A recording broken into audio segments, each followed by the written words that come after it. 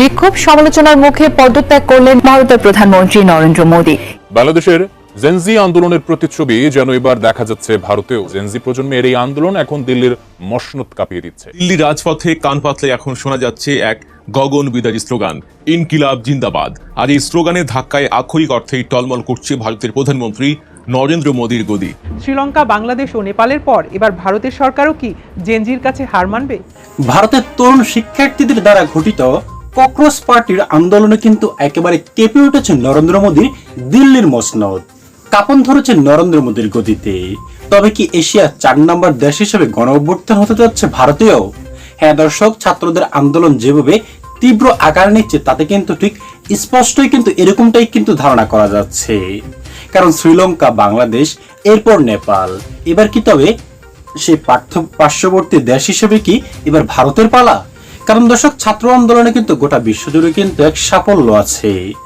যে বিষয় নিয়ে যে দেশেই ছাত্র আন্দোলন হয়েছে তারা কিন্তু 100% কিন্তু সফল হয়েছে। আর যার ফলে এখন নরেন্দ্র মোদীর সরকারের বিরুদ্ধে যে গর্জে উঠেছে ভারতের জেনজিরা অর্থাৎ তরুণরা, দর্শক এটা কিন্তু বিফলে যাবে না আমার মনে হচ্ছে।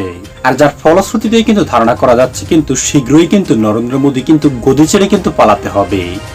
আর সেটা কেন বলছি দর্শক, আমাদের আজকের এই ভিডিওটা দেখলেই কিন্তু আপনি রীতিমতো একেবারে কিন্তু স্পষ্টই কিন্তু বুঝতে পারবেন যে নরেন্দ্র মোদীর গদি ঠিক কতটা কাঁপন ধরেছে। তাই দর্শক, আপনার কাছে অনুরোধ থাকবে আমাদের আজকের এই সম্পূর্ণ ভিডিওটি একটু স্কিপ না করে শেষ পর্যন্ত দেখবেন। তবে কিন্তু আজকের এই বিস্তারিত তথ্যগুলি এক এক করে আপনি জানতে পারবেন। তাহলে চলুন সম্মানিত প্রিয় দর্শক, কথা বাড়িয়ে আপনার মূল্যবান সময়টুকু আগে নষ্ট না করে আগে আপনাকে সেই বিস্তারিত রিপোর্টটি দেখিয়ে নিয়ে আসি, তারপর আরো বিস্তারিত আলোচনা করব এই বিষয়টি নিয়ে আমরা। সম্প্রতি সামাজিক যোগাযোগ মাধ্যমে ছড়িয়ে পড়া ভারতের প্রধান বিচারপতির একটি বক্তব্যকে কেন্দ্র করে দেশটির তরুণদের মধ্যে তৈরি হয় ক্ষোভ। আর এই ক্ষোভ থেকেই জন্ম নেয় ককরোচ জনতা পার্টি বা সিজেপি। গত শনিবার ভারতের কেন্দ্রীয় শিক্ষামন্ত্রীর পদত্যাগ দাবিতে দিল্লিতে শুরু হয় তেলাপোকা বিক্ষোভ। আর এতেই প্রশ্ন উঠেছে, শ্রীলঙ্কা, বাংলাদেশ ও নেপালের পর এবার ভারতের সরকারও কি জেনজির কাছে হার মানবে? আজকে আমরা বোঝার চেষ্টা করব ককরোচ জনতা পার্টি ভারতের সরকারের জন্য হুমকি হয়ে উঠছে কিনা। ককরোচ জনতা পার্টি বা সিজেপির প্রতিষ্ঠাতা অভিজিৎ দীপকে যুক্তরাষ্ট্র থেকে সদ্যই ভারতে ফিরেছেন। তিনি তার অনুসারীদের, যাদের তেলাপোকা বা ককরোচ বলা হয়, তাদের একত্রিত হওয়ার আহ্বান জানান। সেই সঙ্গে প্রথমবারের মতো আনুষ্ঠানিক সংবাদ সম্মেলন, মুখপাত্র নিয়োগ এবং শনিবারের বিক্ষোভ কর্মসূচি দিয়ে এই তেলাপোকার দল বুঝিয়ে দিচ্ছে তারা এখন আর শুধু ব্যাংকের মধ্যে নেই। গত সপ্তাহে সিজেপি কেন্দ্রীয় শিক্ষামন্ত্রী ধর্মেন্দ্র প্রধানের পদত্যাগ দাবি করে বিক্ষোভের ঘোষণা দেয়। প্রশ্ন ফাঁস সহ বিভিন্ন পরীক্ষা সংক্রান্ত বিতর্কের কারণে এই দাবি এসেছে। শিক্ষামন্ত্রীর পদত্যাগের দাবিতে শনিবার দিল্লির যন্তর মন্তরে বড় ধরনের বিক্ষোভ কর্মসূচিও করে সিজেপি। আর এতে নেতৃত্ব দেন অভিজিৎ দীপকে। বিপুল সংখ্যক তরুণ তরুণী সিজেপির মূল শক্তি হওয়ায় এই আন্দোলনকে স্বাভাবিকভাবেই প্রতিবেশী অঞ্চলের সাম্প্রতিক জেনজি নেতৃত্বাধীন রাজনৈতিক পট পরিবর্তনের সঙ্গে তুলনা করা হচ্ছে। গত বছর নেপালে এক বিশাল ছাত্র আন্দোলনের ফলে কেপি শর্মা ওলির সরকারের পতন হয়। একইভাবে 2024 সালে বাংলাদেশে গণ অভ্যুত্থানে শেখ হাসিনাও ক্ষমতাচ্যুত হন। তবে অভিজিৎ দীপকে এসব তুলনা সরাসরি প্রত্যাখ্যান করেছেন। তিনি নিজের এক্স হ্যান্ডেলে লিখেছেন, ভারতের জেনজিকে এ ধরনের তুলনার মাধ্যমে অপমান বা খাটো করবেন না। তারা তাদের সাংবিধানিক অধিকার বোঝে এবং শান্তিপূর্ণ ও গণতান্ত্রিক উপায়ে নিজেদের প্রতিবাদ প্রকাশ করবে। রাজনৈতিক বিশ্লেষকদের মতে সাম্প্রতিক কয়েকটি গুরুত্বপূর্ণ রাজ্যে নির্বাচনে মোদীর দলের জয়ের পরও তরুণদের এই দলের জনপ্রিয়তা তার ভাবমূর্তিতে আঘাত। একই সঙ্গে জ্বালানি তেলের দাম বৃদ্ধি এবং ইরান যুদ্ধের কারণে গ্যাস সংকট এবং এতে সাধারণ মানুষের অসন্তোষও বাড়ছে। তবে মোদী সরকারের জন্য সিজেপি তাৎক্ষণিক রাজনৈতিক ঝুঁকি নয়। সিজেপি এখনও কোনো নিবন্ধিত রাজনৈতিক দলই নয়। তাছাড়া এর সাংগঠনিক কাঠামো ও নির্বাচনী সক্ষমতাও স্পষ্ট নয়। ফলে এটি সরকারের জন্য সরাসরি নির্বাচনী হুমকি হিসেবে বিবেচিত হচ্ছে না। বিশ্লেষকদের মতে আন্দোলনটির সবচেয়ে বড় প্রভাব নির্বাচনী রাজনীতির বাইরে ডিজিটাল জনমত তৈরিতে। তরুণদের মধ্যে বেকারত্ব ও শিক্ষা ব্যবস্থা নিয়ে অসন্তোষ বাড়লে এটি প্রতীকী আন্দোলন হিসেবে শক্তি পেতে পারে। ভারতের বিপুল সংখ্যক তরুণ ভোটারদের মধ্যে যদি হতাশা ও ক্ষোভ বাড়ে, তাহলে সিজেপি সেই অসন্তোষের একটি প্রতীকী প্রকাশ হয়ে উঠতে পারে। এটি সরকারের জন্য দীর্ঘমেয়াদে চাপ তৈরি করতে পারে। সিজেপির সমর্থকদের একাংশ মনে করে তাদের আন্দোলনকে দমনের চেষ্টা চলছে। সরকার পক্ষ আবার এটিকে আইন শৃঙ্খলা ও নিরাপত্তার প্রশ্ন হিসেবে ব্যাখ্যা করছে। ফলে বিষয়টি নিয়ে দুই পক্ষের বয়ান ভিন্ন। এ তো গেল সরকারের কথা, কিন্তু ভারতের বিরোধী দলগুলো সিজেপির আন্দোলন নিয়ে কি বলছে? বেশ কয়েকটি বিরোধী দল এরই মধ্যে এই আন্দোলনের প্রতি সহানুভূতি বা আংশিক সমর্থন জানিয়েছে। তবে প্রধান বিরোধী দল কংগ্রেস তুলনামূলকভাবে সতর্ক অবস্থান নিয়েছে।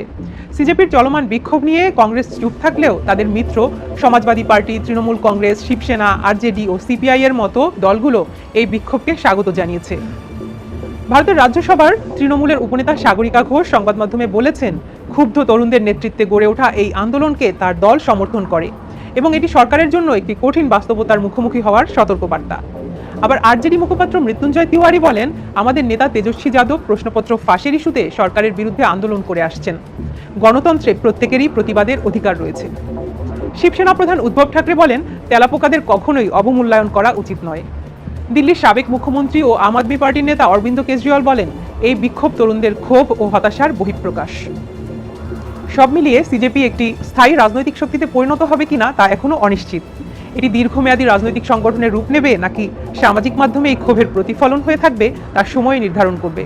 তবে বিশ্লেষকদের মতে এই ধরনের আন্দোলন ভারতের তরুণ প্রজন্মের বেকারত্ব ও সামাজিক অসন্তোষের একটি গুরুত্বপূর্ণ ইঙ্গিত। দক্ষিণ এশিয়ার রাজনৈতিক মানচিত্রে একের পর এক পালাবদলের প্রবল ঝড়। শ্রীলঙ্কার দুর্দণ্ড প্রতাপশালী রাজাপাকসে পরিবারের পলায়ন, বাংলাদেশের ক্ষমতাধর শেখ হাসিনা সরকারের নাটকীয় পতন এবং নেপালেও পরিবর্তনের যে উত্তাল হাওয়া লেগেছিল তা রেশ কাটতে না কাটতেই এবার বিশ্ব গণমাধ্যমে সবচেয়ে বেশি যে প্রশ্নটি আলোড়ন তুলেছে তা হলো, এবার কি তবে ভারতের পালা? দিল্লি রাজপথে কান পাতলে এখন শোনা যাচ্ছে এক গগন বিদারী স্লোগান, ইনকিলাব জিন্দাবাদ। আর এই স্লোগানের ধাক্কায় আক্ষরিক অর্থেই টলমল করছে ভারতের প্রধানমন্ত্রী নরেন্দ্র মোদীর গদি। হ্যাঁ, ঠিকই শুনছেন, যে মোদী সরকার নিজেদেরকে অজেয় মনে করত, আজ তাদের রাতের ঘুম হারাম করে দিয়েছে সম্পূর্ণ নতুন এক রাজনৈতিক শক্তি, যাদের নাম ককরোচ জনতা পার্টি বা তেলাপোকার দল। কেন এই অদ্ভুত নাম? কিভাবে এই তরুণরা ভারতের বুকে এক ভয়াবহ গণ অভ্যুত্থানের বীজ বপন করছে এবং কেন সাধারণ হিন্দু মুসলমান আজ দীর্ঘদিন ধরে চলে আসা ধর্মীয় বিভেদ ভুলে এই তেলাপোকাদের মিছিলে এক হয়ে পা মেলাচ্ছে? ককরোচ পার্টি কেন মোদী সরকারের জন্য এক ভয়াবহ দুঃস্বপ্ন হয়ে দাঁড়িয়েছে? এই পুরো সমীকরণটি বুঝতে হলে ভিডিওটি কোনোভাবেই স্কিপ না করে একদম শেষ পর্যন্ত দেখতে হবে, কারণ আজ আমরা যে বিশ্লেষণটি করতে যাচ্ছি তা ভারতের ভবিষ্যৎ রাজনীতির গতিপথ পুরোপুরি বদলে দেওয়ার ইঙ্গিত দেয়। প্রথমে একটু পেছনের দিকে তাকানো যাক। আমাদের বাংলাদেশের দিকেই লক্ষ্য করুন, একটি সাধারণ এবং সম্পূর্ণ অরাজনৈতিক কোটা সংস্কার আন্দোলন কিভাবে ছাত্র জনতার এক বিশাল ও অপ্রতিরোধ গণ অভ্যুত্থানে রূপ দিয়েছিল এবং টানা 15 বছর ক্ষমতায় থাকা একটি সরকারের পতন ঘটিয়েছিল, তা আজ বিশ্ব ইতিহাসের অংশ।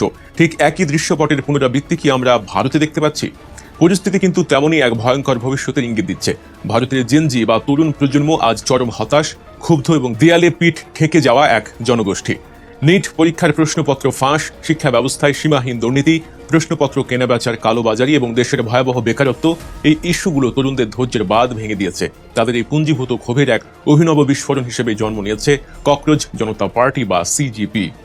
বস্টন ইউনিভার্সিটি থেকে স্নাতক সম্পন্ন করা তরুণ অভিজিৎ দীপকের হাত ধরে শুরু হওয়া এই আন্দোলন প্রথমে ছিল কেবলই সামাজিক যোগাযোগ মাধ্যমের একটি ব্যঙ্গাত্মক বা মিম ভিত্তিক প্রতিবাদ, কিন্তু কে জানতো এই ডিজিটাল প্রতিবাদই একদিন মোদী সরকারের ভিত্তিমূলে চরম আঘাত হানবে। সুপ্রিম কোর্টের এক বিচারপতির তাচ্ছিল্য ভরা মন্তব্যের প্রতিবাদে বেকার ও অধিকার বঞ্চিত এই তরুণরা নিজেদের নাম দিয়েছে তেলাপোকা, কারণ তেলাপোকাকে যতবারই পায়ে পিষে মারার চেষ্টা করা হোক না কেন তারা অলৌকিকভাবে বেঁচে ফেরে।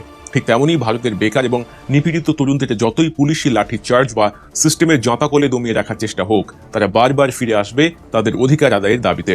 মাত্র কয়েকদিনের ব্যবধানে ইনস্টাগ্রাম সহ বিভিন্ন মাধ্যমে এই দলের অনুসারী ছাড়িয়ে গেছে 2 কোটিরও বেশি। এবার আসা যাক সবচেয়ে গুরুত্বপূর্ণ এবং স্পর্শকাতর আলোচনায়, যা ভারতের রাজনীতির মূল চালিকা শক্তি।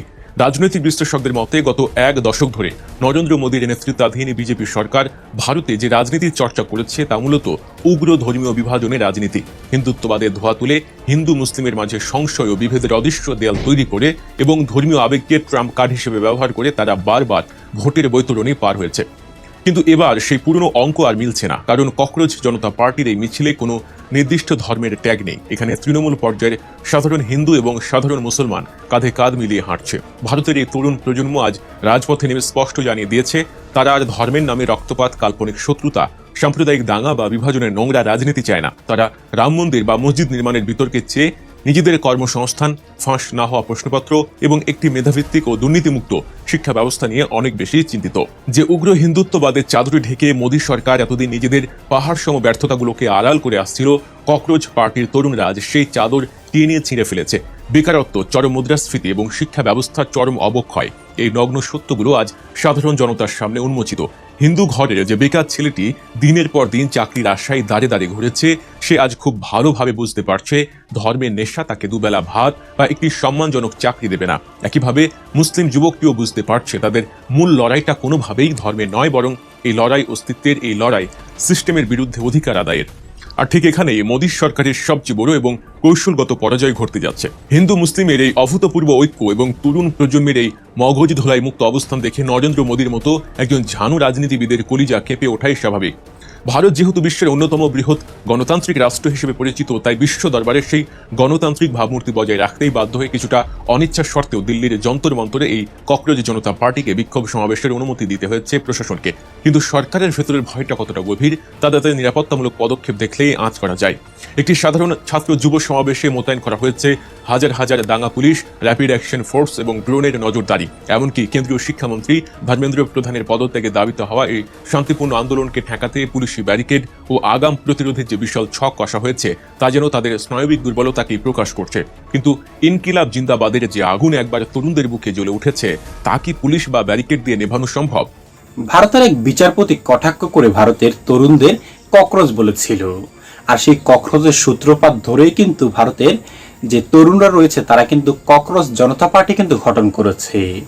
আর সেই ককরোচ জনতা পার্টি এখন ধীরে ধীরে ধীরে এতটা বড় আকারে রূপ নিয়েছে যে বড় বড় যে বিজেপি অথবা কংগ্রেস যে দল রয়েছে তাদের থেকেও কিন্তু অনলাইনে কিন্তু এই ককরোচ জনতা পার্টির সমর্থন কিন্তু বেশি দেখা যাচ্ছে। তবে বাস্তবিক অর্থে এটা হয়তোবা কিছুটা ভিন্ন রূপ নিতে পারে। তবে বর্তমানে যে এই ককরোচ জনতা পার্টির যে প্রধান অভিজিৎ দীপকে, তিনি কিন্তু ইতিমধ্যেই কিন্তু যুক্তরাষ্ট্র থেকে কিন্তু ভারতে এসে কিন্তু বর্তমান যে চলমান আন্দোলন রয়েছে মোদীর বিরুদ্ধে, মোদী সরকারের বিরুদ্ধে, সেই আন্দোলনে কিন্তু যোগ দিয়েছে এবং সে আন্দোলন কিন্তু ধীরে ধীরে কিন্তু ছড়িয়ে পড়ছে। প্রথমে দিল্লিতে, এরপর কিন্তু মুম্বাই, হায়দ্রাবাদ থেকে শুরু করে আরো বেশ কয়েকটি জায়গায় কিন্তু ছাত্ররা কিন্তু এই আন্দোলনকে কিন্তু একেবারে কিন্তু ছড়িয়ে দিচ্ছে। বিশেষ করে ছাত্রদের সাথে কিন্তু এখন যে বয়োজ্যেষ্ঠ মুরব্বী, এমনকি যারা গার্ডিয়ান রয়েছেন ছাত্রদের, তারাও কিন্তু ধীরে ধীরে কিন্তু মোদীর বিরুদ্ধে কিন্তু রাস্তায় নেমে আসছে। তাদের অভিযোগ একটাই, এই নরেন্দ্র মোদী সরকার কিন্তু ধর্মকে পুঁজি করে কিন্তু তাদের সরকার পরিচালনা করছে। যে কোনো ক্ষেত্রেই তারা হিন্দুত্ববাদী শাসন কিন্তু কায়েম করতে চাচ্ছে ভারতে। যেহেতু ভারত একটা গণতান্ত্রিক দেশ, সেই হিসেবে কিন্তু সকল ধর্মবর্ণের মানুষেরই কিন্তু সমান অধিকার থাকা দরকার, কারণ সে দেশের নাগরিক। আর গণতান্ত্রিক দেশের নিয়মই কিন্তু এটা।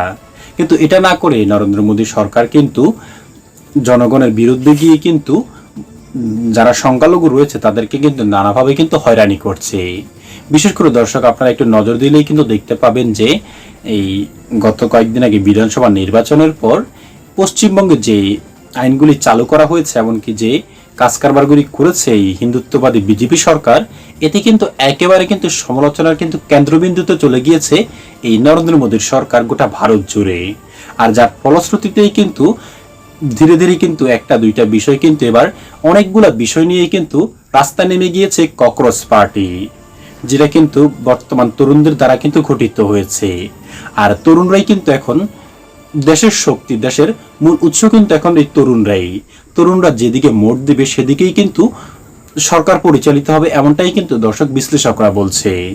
আর যার ফলে কিন্তু এখন এই ককরোচ জনতা পার্টির যে আন্দোলন শুরু হয়েছে, আর এটা ধীরে ধীরে যে প্রসার লাভ করছে দর্শক, এতে কিন্তু স্পষ্টই কিন্তু ধারণা করা যায় যে হয়তোবা নরেন্দ্র মোদীর গদি কিন্তু একেবারে কিন্তু নড়বড়ে হতে কিন্তু শুরু করেছে। তবে কতক্ষণ পর্যন্ত টিকবে দর্শক, সেটা কিন্তু এখনই কিন্তু বলা মুশকিল, কারণ আরো দু একদিনের মধ্যেই কিন্তু জানা যাবে যে এই আন্দোলন ঠিক কতটা প্রসারিত হয় এবং কতটা শক্তিশালী হয়ে ওঠে। এমনকি ভারতের যে সাধারণ জনগণ আছে তারা যদি এই ছাত্রদের সাথে যদি যুক্ত হয়, তবে অবশ্যই কিন্তু নরেন্দ্র মোদীকে কিন্তু গদি ছেড়ে কিন্তু অবশ্যই পালাতে হবে। সম্মানিত প্রিয় দর্শক শ্রোতা, এই বিষয়গুলি দেখার পর এবং রিপোর্টটি দেখার পর এই সম্পর্কে আপনার কি মনে হয়? নরেন্দ্র মোদী কি তার গদি ছেড়ে পালাবে? দর্শক, অবশ্যই আপনার মূল্যবান মতামতটুকু লিখবেন আমাদের কমেন্ট বক্সে, এবং আমাদের চ্যানেলে নতুন হয়ে থাকলে আশা করি অবশ্যই চ্যানেলটি সাবস্ক্রাইব করে বেল আইকনটি অন করে দিবেন পরবর্তী আপডেটের জন্য। দর্শক শ্রোতা, আজ এ পর্যন্তই। আশা করি সকলে অনেক ভালো থাকবেন। খোদা হাফেজ।